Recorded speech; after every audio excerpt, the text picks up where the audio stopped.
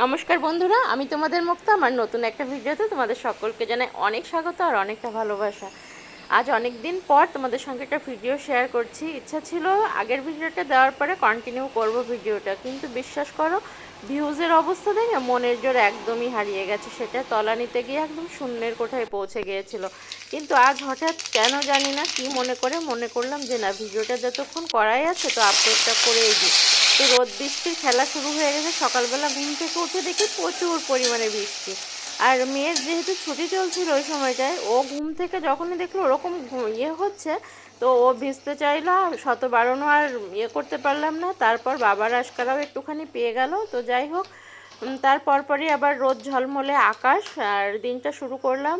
সকালবেলা হাজব্যান্ডের জন্য রুটি তরকারি সব করছি, তরকারিটা চাপিয়ে দিয়ে তারপর চা খেতে বসেছি। কিন্তু চা নিয়ে তো বেশিক্ষণ বসে থাকলে চলবে না, এদিকে কাজগুলো আমায় ডাকছে।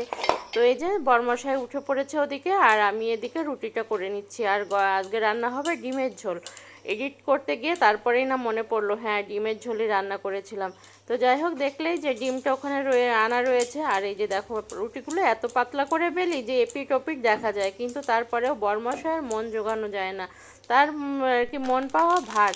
তো ওই যে বললাম, সে উঠে পড়েছে। এই যে তাকে আগে প্রথমে বিস্কুট দিতে হবে, তারপর জল ওষুধ সব কিছু দিয়ে তারপর রুটিটা সেকে একদম গরম গরম তার মুখের সামনে তুলে ধরবো। তো যথাসাধ্য চেষ্টা করি সবার মন জুগিয়ে চলার, কিন্তু কি জানো তো, কখনো না কারো মন পাওয়া যায় না, সে যেই হোক না কেন সম্পর্কে। যখনই কি কর্তব্যে একটুখানি ত্রুটি পড়ে তখনই সবারই আসল রূপটা বেরিয়ে আসে আর কি। তা ওই যে বলে কথায় আছে না, মন মানে না তীর্থ করি মিছে মায়ায় ঘুরে মরি।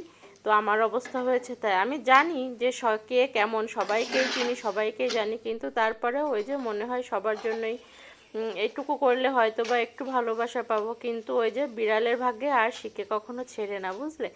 তো যাই হোক, দেখো তার জন্য রুটি করে নিয়েছি। আর ওই যে রুটির যে তাওয়াটা দেখলে না, ওটা যদি আমি পরিষ্কার করি না, তাহলে মানে রেগুলার যদি ওটাকে মাজি, তাহলে কি হয় বলো তো, আমার রুটিগুলো ভালো হয় না, রুটিগুলো না তাওয়ায় লেগে যায়। যার কারণে কখনো আর সেভাবে চেষ্টা করি না যে ওইভাবে কি ঝকঝকে তকতকে করে পরিষ্কার করে রাখার। আর সত্যি কথা বলতে কি, আমি ভাই পারি না, আমার হাতে ব্যথা করে সেজন্য। আর আমার তো এখন আর কোনো হেল্পিং হ্যান্ড নেই যে সে আমার রেগুলারকার বাসন মেজে দেবে, করে দেবে। তবে খাবারের বাসনগুলো করি, কিন্তু কড়াই তারপর তাওয়া এগুলো আমার ঝকঝকে তকতকে করে রাখতে গেলে ভাই আমার এখন বয়সটা সত্যিই বাড়ছে, যার কারণে আর ওভাবে চকচকে করে রাখতে পারি না। তো নিজে যেভাবে সুস্থ থেকে কাজগুলো করতে পারি এখন সে চেষ্টাই করছি। তো ওই যে আজকে ডিম রান্না হবে, কিন্তু বড়মশাইকে যদি দুই বেলা দুটো ডিম দিই না, তাহলে তার মাথায় আকাশ ভেঙে পড়বে। যদিও দেওয়াটা হয়তো বা ঠিক না, সে তাকে ডিম রেগুলারই একটা করে দিই, কিন্তু সেটা না কুসুম ছাড়া। প্রত্যেক দিন সন্ধ্যায় তাকে একটা করে ডিম সিদ্ধ প্রত্যেক দিন দিই, সেটা কুসুম ছাড়া। কুসুমটা মেয়ের ভাগে দিই। আর এই যে দেখো বেশি করে পেঁয়াজ লঙ্কা কুচি করে নিয়েছি। দুটো ডিমই অমলেট করব। একটা ডিমের অমলেট করে 2 পিস করে তরকারি করলে কতটুকু করে হয় বলো তো এক এক পিসে। আর সেটা তো একজনের পাতে দিতে গেলে পরেও কেমন একটা লাগে, তাই না? আমার তো ভাই কেমন লাগে যেন, মনটা আমার নিজেরই মন ভরে না, তাহলে যাকে দেবো তার মন কিভাবে ভরবে। তো সেজন্য একটু লুকোচুপি করে এরকম দুটো ডিম একসঙ্গে অমলেট করে আর করে টুকরো করে দিয়ে দিই। এরকম একটু চালাকি মনে হয় সব ওয়াইফরাই করে, হাউস ওয়াইফরা করে থাকে, তাই না? তো যাই হোক, এই যে করে নিয়েছি। তো চলো ডিমের অমলেটটা করে রাখি। আর ওদিকে আমাকে মশলাটাও করতে হবে। সব কিছু কেটে বেছে নিয়েছি, কিন্তু হয়নি, তোমার যেটা বলে বাটনার মশলাটা পেশা হয়নি এখনও। তো এই যে ডিমের অমলেটটা করছি। আর দুটো ডিম একসঙ্গে করে করলে না অমলেটটা বেশ পুরু হয় আর খেতেও বেশ ভালো লাগে। আর আমার কাছে অবশ্য সেদ্ধ ডিমের ঝোলই ভালো লাগে, কিন্তু আমার বরমশাইয়ের কাছে নাকি আবার এই ডিমটাই বেশি ভালো লাগে। আর আমার মেয়ের কাছেও কিন্তু তাই, ওই গোল ডিমে মানে বলে গোল ডিম করো, মানে সেদ্ধ ডিমের ঝোল করো। আর এই যে এদিকে রান্না করব কচুরলতি। আর এই ডিমের অমলেটটা যখনই করতে যাই না, তখন আমার পিস্তত ভাসুরের কথা খুব মনে পড়ে। একদিন দিদির বাড়িতে বেড়াতে গেছি, জায়ের বাড়িতে, তখন দিদি রান্না করতে যাচ্ছে। তো ভাসুর তখন বেঁচে ছিলেন। তো আমি দাদাকে জিজ্ঞাসা করছিলাম ডিম কি অমলেট করে করবো না সেদ্ধ করে রান্না করবো। তো আমার ভাসুর বলছে না, অমলেট করে তরকারি করো। তো দিদি এবার ঘরে গেছে, তখন আমায় চুপি চুপি বলছে, জানো অমলেট করে কেন করতে বললাম? তাহলে কুসুমটা আমি খেতে পারবো। আর যদি সেদ্ধ করে রান্না করে না, খাওয়ার সময় কুসুমটা বার করে নেবে, আমাকে আর কুসুমটা দেবে না। তো যাই হোক, তার শরীরের কথা ভেবেই দিদিভাই এটা করতো, কিন্তু এখন খুব মনে পড়ে। আর একটা ম্যাজিক দেখো, এই দেখো হাতটা ঘুরালাম, মশলাটা হয়ে গেল। এরকম ম্যাজিক করে যদি সব কাজগুলো করা হয়ে যেত তাহলে তো বেশ ভালোই হতো, তাই না? কিন্তু সেটা তো আর হয় না। কীভাবে করেছি সেটা সবাই জানে। যাই হোক, এই যে মশলাটা কষিয়ে নিলাম, পেঁয়াজ রসুন আদা জিরে টমেটো লঙ্কা সব কিছু দিয়ে দিয়েছি, আর ওদিকে গরম জল করতে চাপিয়ে দিলাম। আমি না এই জাতীয় এরকম কষা কষা করে যেসব রান্না করি বা মাছের ঝোলে টোলে সবসময় চেষ্টা করি একটুখানি গরম জল দেওয়া, তাতে মনে হয় যেন খাবারের টেস্টটা একটু বেশিই হয়। তো যাই হোক, এই যে রান্না বান্না করে নিয়েছি, আর খাওয়া দাওয়া তেমন আর কিছু শেয়ার করিনি। এগুলো করতে করতেই আমার অনেকটা কষ্ট হয়ে গেছিলো, যার কারণে আর সেভাবে আর কোনো কিছু রান্না করিনি। আর ওদিকে বাসন কোসন সব কিছু পড়ে আছে, সেগুলো করতে হবে, এখন ভাত চাপাতে হবে। তো চলো চালটা ধুয়ে আগে চালটাকে ভিজিয়ে রাখি। আর এখন এমন একটা অভ্যাস হয়ে গেছে না, ওই সঙ্গে সঙ্গে ধুয়ে চাল ভাত রান্না করলে না মনে হয় যেন সেই ভাতটা যেন কেমন লাগে। আর একটুখানি ভিজিয়ে রেখে তারপর ভাতটা রান্না করি, বেশ বেশ একটা ঝুরঝুরে বেশ একটা সফট একটা ভাব আসে, বেশ সুন্দর লাগে আর কি ভাতটা। তো সেজন্য একটু আগে থেকেই বসিয়ে রাখি, আর ভাতটা চাপাই ঠিক 3:30টার দিকে যায়। যেহেতু আমরা লেটুস, তো সব কিছুতে আমাদের দেরিতেই হয়, যার কারণে একটু দেরিতেই চাপাই ভাতটা, যাতে গরম ভাত খেতে পারি। আর এই যে গাছের আম, এই দেখো এই আমগুলো আজকে কেটে নিলাম। আর ভিডিওটা যখন করেছিলাম তখন আমগুলো ছিল, আর এখন যখন দেখছি দেখে ভীষণ লোভ লাগছে। তখন না ভীষণ বিরক্ত লাগছিল, মনে হচ্ছে কবে যে আমগুলো শেষ হবে। এখনও শেষ হয়নি, ফ্রিজে রয়েছে, কিন্তু সেই আমের টেস্ট আর পাওয়া যাচ্ছে না। আর গাছের আম কাটতে বসলে পরে মনে হয় এখান থেকে বাদ দিয়ে ওটা করি। যাই হোক, করে নিয়েছি। আর এখন রান্নার পরবর্তী কাজ যেটা করতে সব থেকে বিরক্তিকর, আর রান্না করতে করতে যতই গরম হোক আর ঠান্ডা হোক, এই কাজ শীতের সময় হোক আর কি, এই কাজগুলো যদি করে না নিই না, পরবর্তীতে যে কাজ রান্নাঘরে ঢুকতেও ইচ্ছা করে না, কিছু করতেও ইচ্ছা করে না। আর পরিষ্কার করতে তো পরে আর ইচ্ছাই লাগে না। তো যাই হোক, সব কিছু রান্নার পরে পরিষ্কার টরিষ্কার করে নিচ্ছে। আর ওদিকে বাসনপত্র যেগুলো আছে সেগুলোকে একটুখানি ঘষে মেজে পরিষ্কার করে নিতে হবে। অন্যান্য বাসনগুলো মেজেই নিয়েছিলাম, রান্নার পরে জাস্ট কড়াইটাকে মাজতে হবে, এটাই হলো ব্যাপার। তো আর এদিকে যেসব জিনিসপত্রগুলো রয়েছে, ডিমটা না আগের দিন রাতে এনে রেখেছিল, কিন্তু আর ইচ্ছা হচ্ছিল না যে ফ্রিজে তুলি। তো ডিমগুলো ধুয়ে জল ঝরিয়ে রেখেছিলাম, আর জলটা ঝরিয়ে আবার ওই ডিমের ট্রেটা আমি কিন্তু ধুয়েই রাখি, আর ওই ডিমের ট্রের মধ্যে রেখে দিয়েছিলাম, তাহলে ওকে পড়ে যে ভেঙে না যায় সেরকমটা। আর ওই দেখো ফ্রিজ ভর্তি তখন আমের জন্য মাথা খারাপ হয়ে যাচ্ছিলো যে কখন কীভাবে কোন জিনিসটা রাখবো। বারবার করে বলছিলাম যে সবজি কম করে এনো, কারণ ফ্রিজে আমের জন্য অন্য কোনো কিচ্ছু রাখার জায়গা নাই। মানে কোনো একটা জিনিস রাখতে গেলে পরে একটার উপরে আর একটা চাপা দিয়ে রীতিমতো সেভাবেই কিন্তু রাখতে হচ্ছিলো।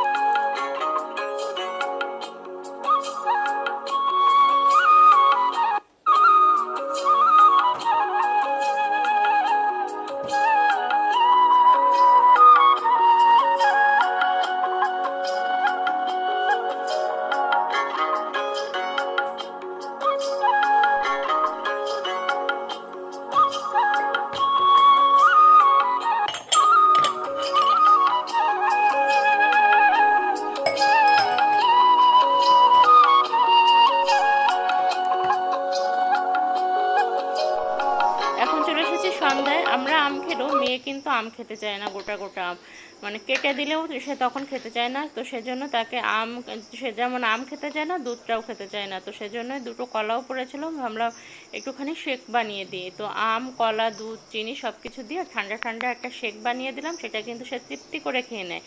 আর এরকম চালাকি কিন্তু তোমরাও তোমাদের সন্তানদের সঙ্গে করতে পারো। আর এটা চলে এসেছি, এটা ছিল 10ই জুনের ভিডিও, মানে আমার মেয়ের বার্থডের আগের দিন। আমি কোনো প্রকার ভিডিও করিনি এর মধ্যে, আর ওই দিনটাও যে করব এরকম কোনো মনোভাবও ছিল না। এই ভিডিওটুকু করছিল আমার সোনামা।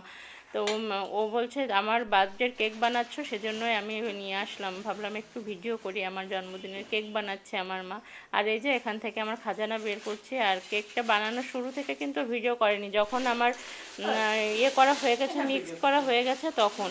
আর এই যে খাজানা থেকে বার করছি এগুলো আর কি, বড় বড় যেসব হাঁড়ি পাতিলগুলো, যেগুলো বছর কালে ভদ্রে বছরে একবার দুবার লাগে, সেগুলো ওরকমভাবে প্যাকিং করে আমি উপরেই তুলে রেখে দিই। তো সেখান থেকে বড় যে সসপ্যানটা, সেটাকে নামিয়ে নিলাম। ওটার মধ্যে করে কেকটা বানাতে ইয়ে হয়। তো কেকটা বেশ সুন্দর হয়েছিল। আর কেকটা তোমাদের সঙ্গে শর্ট ভিডিওতে শেয়ার করেছি, বড় ভিডিওতে সেভাবে শেয়ার করিনি। তো ইচ্ছা আছে কেকের কাজটাকে নিয়ে আগাবার, কিন্তু কিভাবে কি করব জানি না। তো আমার এখান থেকে আশেপাশে যদি কেউ দেখে থাকো, যদি আমার কেকটা দেখে তোমাদের ভালো লেগে থাকে, তো অর্ডার করতে পারো। যদি কেউ নিতে চাও তাহলে অবশ্যই আমাকে মেসেজ করো, কমেন্টে জানিও। আমি তোমাদেরকে তখন কি হোয়াটসঅ্যাপ নাম্বার বা কন্ট্যাক্টের জন্য নাম্বার দিয়ে দেবো, ঠিক আছে?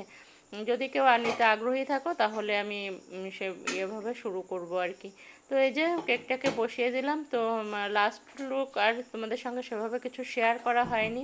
আর একবারে চলে এসেছি মেয়ের বার্থডের দিন। এই যে রান্না বান্না কিছুই সেভাবে শেয়ার করিনি, ভেবেছিলাম শুধু শর্ট ভিডিওতে একটুখানি শেয়ার করব, সেজন্য ভিডিওটা করেছিলাম। তো এই যে মেয়েকে আর কি পঞ্চপদে রান্না করে দিয়েছিলাম, 5 রকম ভাজা দিয়েছিলাম, বিট ভাজা, পটল ভাজা, গোল গোল করে আলু ভাজা, বেগুন ভাজা, এই আর কচুরমুখী ভাজা, ও যেগুলো পছন্দ করে সেটাই। তো আর খাসির মাংস করেছিলাম, মাছের মাথা দিয়ে ডাল করেছিলাম, সেটাই করেছিলাম। আর এটুকুই করেছিলাম, আর তেমন কিছু করিনি। কোনো অনুষ্ঠান করি না, নিজেরাই করি। যেটা ওর খেতে পছন্দ করে সেগুলোই করে খাওয়াই। আবার কোনো কোনো বছর দেখা যাচ্ছে ওকে নিয়ে বাইরে যাওয়া হয়, ও যে গিফটটা চায়। আর এই যে এখন যে টপটা পরে আছে, এই টপটাই ওকে বার্থডেতে দেওয়া হয়েছে। আগেই তো তোমাদের সঙ্গে কি ভিডিওতে শেয়ার করেছিলাম যখন কিনে আনা হয়েছিল। তো এই যে আমাদের 3 জনের আনন্দ, সেটুকু যেটুকু তোমার দাদাভাই ভিডিওটা করেছিল সেটুকুই তোমাদের সঙ্গে একটুখানি শেয়ার করে রাখছি। আসলে ওই দিন না দেখতে প্রচণ্ড পরিমাণে গরম পড়েছিল, যে প্রচণ্ড পরিমাণে গরম ছিল, যার কারণে যে একটা শাড়ি পরবো বা ভালো একটা ড্রেস পরবো সেটুকু আর ইচ্ছা হয়নি। আর এই যে দেখতেই পাচ্ছ মেয়ে স্কার্ট পরা ছিল, সেই স্কার্টের উপরেই টপটা পরে নিয়েছিল। ও তো পরতেই চাইছিল না, আমি বললাম শুধু টপটাকে চেঞ্জ কর, তাহলে নতুন টপটা পর। তো সেজন্য সেরকমই শুধু ওটুকু করেছিল। তো আর এই যে কেকটাকে তোমাদের সঙ্গে পিকটা শেয়ার করে দেবো লাস্টে। তো জানিও কেকটা কেমন হয়েছে। আর পায়েস করেছিলাম, তো পায়েসটা দুপুরে আর দেওয়া হয়নি, এই সময় দিয়েছিলাম পায়েসটা। তো একদম ঘরোয়াভাবে সাদামাঠাভাবে পালন হয় মেয়ের জন্মদিন। আমার ইচ্ছা থাকলে পরেও আমি কিছু করতে পারি না, যেহেতু আমার কোনো আর্নিং নেই। তো যদি কখনো আর্নিং হয়, ইচ্ছা আছে যদি কোনো দিন আর্নিং হয়, তো সেদিন আমার স্বপ্ন পূরণ হবে, এটুকুই শুধু বলবো, আর কিছু বলবো না। তো যাই হোক, তোমরা সবাই আশীর্বাদ করো আমার মেয়েটার জন্য, ওর জীবনে চলার পথটা যেন মসৃণ হয়। আর এভাবে মুখের হাসিটুকু যেন সারা জীবনও বজায় রাখতে পারে, যেন মানুষের মতো মানুষ হতে পারে, আর সবাইকে যেন সমান চোখে দেখতে পারে, এটুকুই চাইবো, আর কিছু চাই না। তো এই তো সন্ধ্যায় এটুকুই করেছিলাম। তো এরপরে আর কোনো কিছুই সেভাবে ভিডিও করিনি। আর তারপরে ওই যে বললাম, আর দুপুরে না একটু মনটাও খারাপ ছিল, যার কারণে আর কিছু শেয়ার করতে ইচ্ছাও করছিল না। এখন ওই যে ছোট ছোট কথায় না প্রচণ্ড কষ্ট হয়, চোখের জল যেন তখন আর বাদ মানতেই থাকে না। তাই যে দেখো এইটুকু কিন্তু তোমাদের সঙ্গে শর্ট ভিডিও আকারে শেয়ার করেছিলাম। আর এই যে এইটুকু ছিল ফাদার্স ডের তার মানে 15ই জুন, ওই দিনই মেয়ের স্কুলটা খুলেছিল। আর যে মেয়ের বাবার জন্য এই চকলেটগুলো এনেছিল, আর এই যে ছোট্ট একটা চিরকুট, তো ওইভাবে রেখে দিয়েছিল। তো ওর বাবা কিন্তু তাতেই ভীষণ খুশি হয়েছিল মেয়ের উপর, আর মেয়ে যা করে সেটাতেই বাবা খুশি। তো চলো বার্থডের কিছু পিক তোমাদের সঙ্গে শেয়ার করছি। ভিডিওটা যদি কিছু ভালো লেগে থাকে তো অবশ্যই কিন্তু একটা লাইক করে দিও। আর যদি চ্যানেলে নতুন হয়ে থাকো তো অবশ্যই চ্যানেলটা সাবস্ক্রাইব করে আমার পাশে থেকো। আর এই যে কেক কেমন হয়েছে কমেন্ট করে জানাতে কিন্তু একদম ভুলো না। তো ঠিক আছে, আজকের মতো এটুকুই। যদি সব কিছু ঠিকঠাক থাকে, মন চাইলে আবার নেক্সট ভিডিওতে দেখা হবে। কবে হবে সেটা আমি তোমাদের সঙ্গে আর কথা দিতে পারছি না। তো আজকের মতো টাটা, বাই বাই।